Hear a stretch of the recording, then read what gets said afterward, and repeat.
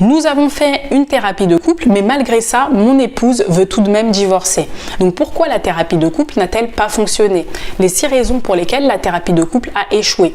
1. Vous l'avez forcé à y assister, donc vous l'avez en quelque sorte traîné jusque-là. C'était pas une décision personnelle, vous l'avez peut-être manipulée ou fait culpabiliser pour qu'elle y assiste. 2. Justement parce que c'était pas une volonté personnelle, c'était pas son choix, elle est partie avec un état d'esprit fixe qui est « je veux divorcer et je vais divorcer ». Peu importe ce qu'il va me dire, peu importe ce que le thérapeute va me dire, ils ne réussiront pas à me convaincre. Ma décision est déjà prise. Donc pile, vous perdez, face, vous perdez. Vous aviez déjà perdu avant même de monter sur le ring, puisque tout ce que vous avez dit a mal été interprété, ce qu'on appelle le biais de confirmation. Donc tout ce qui est dit confirme ce qu'on pense déjà, qui est que mon mariage est fini, je vais divorcer. 3, elle a réussi à rallier le thérapeute à sa cause. Donc si elle a réussi à le rallier à sa cause, ça confirme que sa décision est juste, qu'elle a pris la bonne décision en demandant le divorce. 4, durant la thérapie, vous avez uniquement parlé des problèmes, vous avez ravivé les douleurs passées et pas parlé des solutions. 5, une fois que vous rentrez chez vous, à quoi votre femme pense-t-elle ? Elle va penser uniquement aux douleurs que vous avez ravivées durant la thérapie. Donc elle va sentir de la douleur, du ressentiment, de la colère, de la haine contre vous.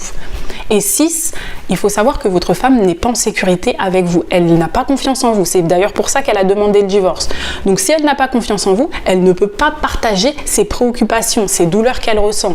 Et si elle ne parle pas de ses douleurs, elle ne peut pas régler, vous ne pouvez pas régler en couple vos problèmes. Et s'il n'y a aucune solution, vous ne pouvez pas régler vos problèmes. Donc la seule solution, c'est demander le divorce. Je veux reconquérir mon épouse mais sans subir la situation.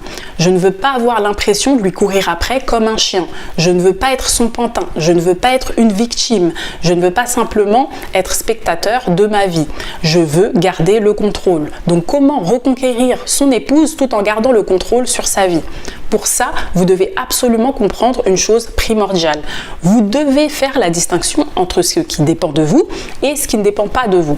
Ce qui dépend de vous, c'est les changements que vous allez entreprendre pour devenir la meilleure version de vous-même, ce que votre femme verra. C'est également le processus pour reconquérir votre épouse. Donc, combien de messages vous allez envoyer, à quelle fréquence et surtout votre constance. Vous devez vous montrer présent tous les jours. Et ce qui ne dépend pas de vous, c'est la décision finale de votre femme. Vous ne pouvez pas la contrôler. Vous ne pouvez pas également contrôler ses réactions, ses interprétations. Donc, une fois que vous avez compris ça, vous devez uniquement vous focaliser sur ce qui dépend de vous. Donc, vos changements et ce que vous allez faire, les actions que vous allez entreprendre pour la reconquérir. Vous ne devez absolument pas harceler votre épouse si vous ne voulez pas faire l'objet de poursuites judiciaires. Et ce que j'entends par harcèlement, c'est par exemple lui envoyer des tonnes de messages, que ce soit par mail, par SMS, des lettres, ou essayer de la voir physiquement absolument, alors qu'elle ne vous a rien demandé, elle ne veut pas vous voir et vous n'avez pas de rendez-vous prévu avec elle. Toutes ces choses-là vont la repousser davantage, parce que vous allez perdre votre valeur à ses yeux et elle va se dire « mais j'ai pris la bonne décision en demandant le divorce parce qu'il ne me mérite pas, il n'est pas à ma hauteur ». Donc au contraire, vous devez lui laisser du temps, vous devez lui laisser de la distance pour lui donner l'opportunité de revenir à vous. Et c'est seulement à ce moment-là que vous pourrez montrer tous vos changements. Mais ça demande du temps. Vous devez comprendre que l'amour, le mariage, c'est comme un jardin. Vous avez laissé les mauvaises herbes s'incruster dans tout le jardin pendant plusieurs années et maintenant, il faut arracher les mauvaises herbes une à une, puis replanter de nouvelles graines beaucoup plus saines, des graines d'amour une à une. Et ça demande du temps. Il faut du temps également pour les arroser. Même si vous envahissez votre jardin d'eau, les fleurs ne pousseront pas plus vite. Donc ça demande du temps. Il faut être patient et constant.